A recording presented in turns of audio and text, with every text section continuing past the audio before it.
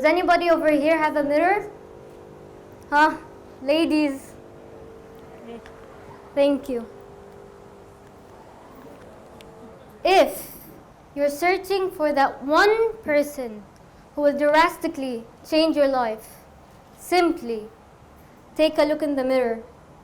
It's you. I'm quite sure all of you over here use this mirror in your daily life. You'd stand in front of the mirror and stare at your own reflection. But have you ever asked yourself what hid behind that reflection, or even just beyond the exterior projected on a piece of glass? Why don't you make it a ritual to find the time to really look within, talk to your inner voice, and ask yourself, are you proud of who you see? Why? Because you're living the kind of life that reflects who you really are? Or are you really hiding from your own image because you don't know how to project what's actually inside of you? You deeply need to strike up a conversation with yourself. But please, take care of how you speak to yourself, because you're listening. Every tiny little word you tell yourself, it gets stuck up there. Maybe you're not conscious of it right now, but on the long run, it can demolish you. You'll go down a self-destructive spiral. Every word you tell yourself is like dropping a stone in the middle of a pond. The ripples move outward, and they affect things in so many ways, in ways you can't even fully comprehend. And that means that every word you say or don't say is far more significant than you think. Just do as what Van Gogh said. If you hear a voice within you say, "You cannot paint," then by all means paint, and that voice will be silenced. Really dig deep within, and it's more than okay if you find flaws. First of all, we're all human. It's basic human nature to find flaws and imperfections. Second of all, self-worth is basically an internal state of being that comes from self-love, self-acceptance, and self-understanding. Self-worth is how you value yourself as a person, and it holds tremendous power to transform your life.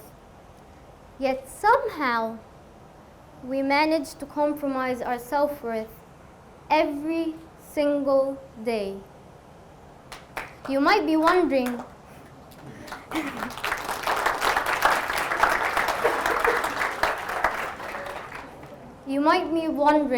how. So let me simply break it down for you. Perfectionism. We feel unworthy if we're imperfect. Perfectionism is a trait that makes life an endless report card on achievements and even looks. I assure you, perfectionism is a rapid and enduring track to unhappiness. If perfectionism is driving us, you've got shame as your shotgun and fear as the annoying backseat driver. I tell you, the key to happiness is to let go of the idea of perfection that doesn't even exist in the first place. Just look at it this way. Imperfection is perfection to a beautiful perspective. It all depends on your mindset and perception. Overworking. People work their butts off to feel valued and receive tangible proof of their worthiness. For instance, praise, payment as in financially, compensation, degrees, awards, or whatever, when in fact, you shouldn't overwork the mind any more than the body. Just do everything in moderation. So, I emphasize this point. Just lose the idea that exhaustion is the sacrifice you have to make in order to succeed. I repeat, lose the idea that exhaustion is the sacrifice you have to make in order to succeed. Busyness. People make themselves busy and overschedule just to feel significant and needed. And then we've got that big bad wolf, comparison. I won't lie, I know it's tough to survive in this insane world of comparison and negativity, where people compare themselves to others and others to each other. There's just a lot of comparison going on in this world. Come on. Comparison is an act of violence against the self. Every split second you spend wishing you had someone else's life is a second you spent wasting yours. Especially with this era we're living in. You've got social media. For instance, you compare your body with someone else's body. It's just her body and your body. Neither of them are the right bodies. You were born with your own, she was born with her own. Just like you can compare a sunflower to a rose. A rose can never be a sunflower, and a sunflower can never be a rose. All flowers are beautiful just in their own way, just like human beings. So, nowadays, society has this messed up ideology of beauty, where people think that they should have thin waist, the perfect cheekbones, or whatever, when in fact, that doesn't even make sense. If we all looked alike, then life would be practically a bore, since variety is the spice of life. Another issue is the act of people pleasing. We prioritize other people's opinions above our own. We compromise our values and needs just to please others. We even feel less than if they end up feeling disappointed or angry. It's sad how the National Report on Self-Esteem has proven that 98% of girls feel intense pressure to please everyone around them.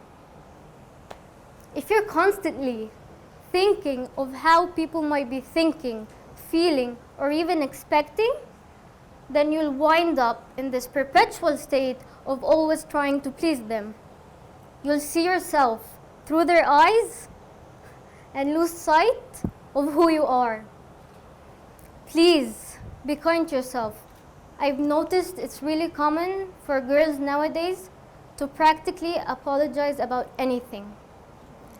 Hate to break it to you, but that kinda chips away at your self-worth, because you're taking the blame constantly for every little tiny thing that doesn't actually matter, and that's so bad for your health.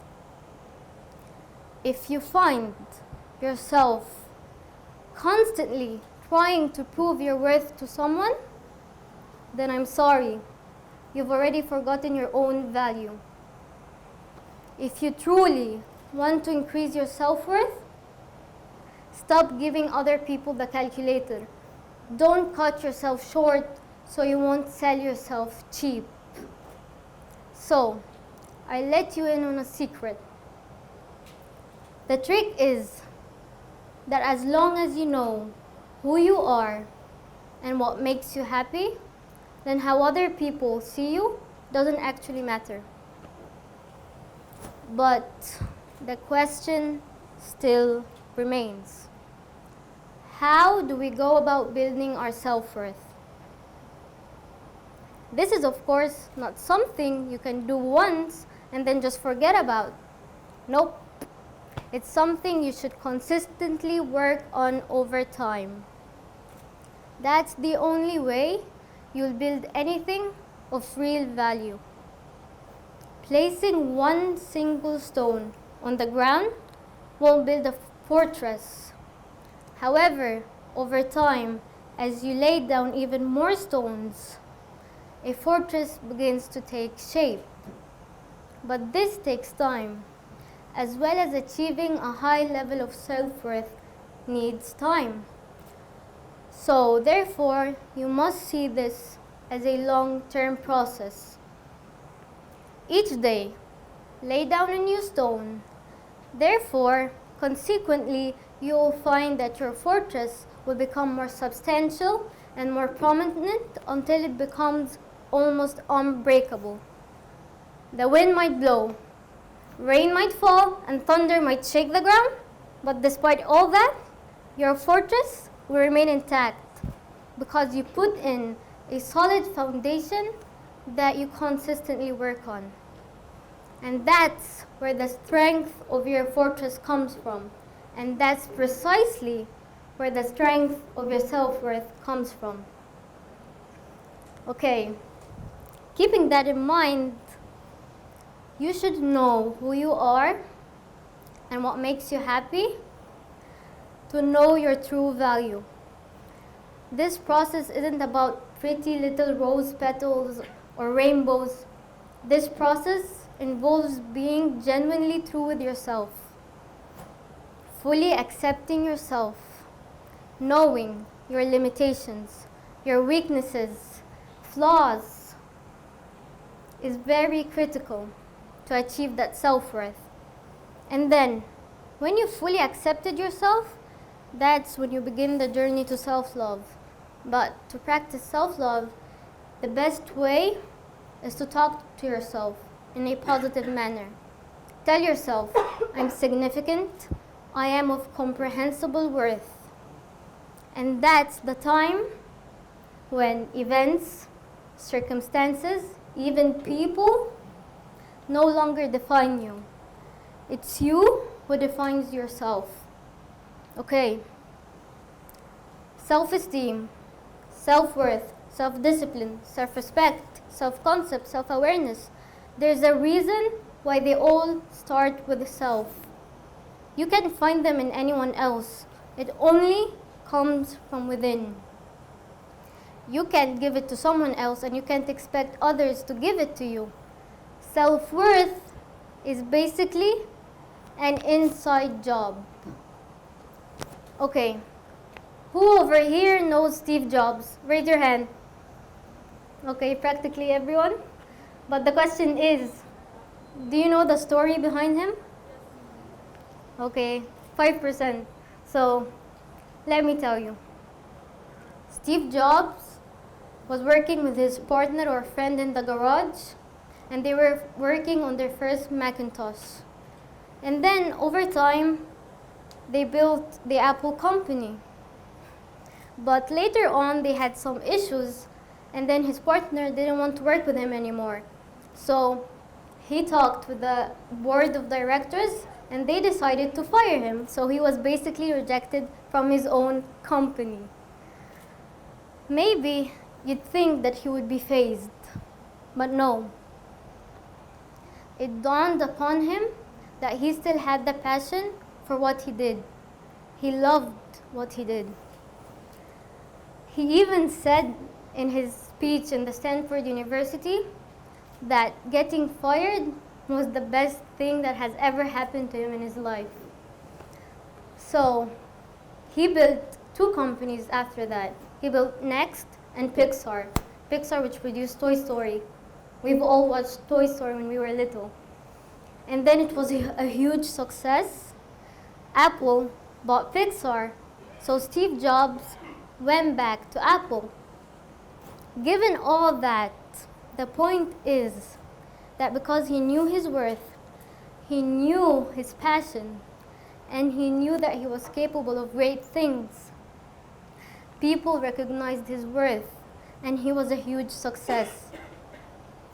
If a man is worthy of himself, no one can faze him. To clarify the idea, okay, if you have an extremely dirty car, there's practically mess everywhere. Let's say 2 boxes of pizza at the back, papers, trash, wrappers, everything. Everything is all over the place. and a stranger comes in the car. How comfortable would that person be to eat a burger, take the wrapper and shove it in the car? Like what? Who's gonna tell me something? The car is already a mess. Meanwhile, if you have a clean car and you have a standard, no eating in my car, how much more careful would that person be that they wouldn't even think of bringing food to the car in the first place? Because for one, they've seen the cleanliness. When they look around you, they see what you tolerate and what you accept. Two, because you've got a standard, you put boundaries. No eating in my car. So, people will only do what you allow them to do. Point blank, period. Just as if a room is completely messy, how comfortable would someone be to just walk in the room and drop stuff? The room is already a mess. I say a room, I say a car, but it can relate to your life too. How comfortable are people just walking in your life and then dropping stuff on you? Like it's fine. She's already a mess. It's not really gonna affect her. If you don't respect yourself, people won't respect you. People will treat you the way you treat yourself. Set your own boundaries, because no one, I say no one, can make you feel inferior without your consent. Always remember, a diamond is a chunk of coal that did well under pressure. A bird sitting on a tree is never afraid of the branch breaking, because its trust is not on the branch. Its trust is on its wings. If a bird can trust its own self, if a bird can trust its own wings, why the hell can't human beings trust themselves? Please, just believe in yourself. It's not what you are that's holding you back. It's what you think you're not. Know your worth and never, ever settle down for anything less than what you deserve. Work on being in love with the person in the mirror who has been through so much but is still standing. Thank you.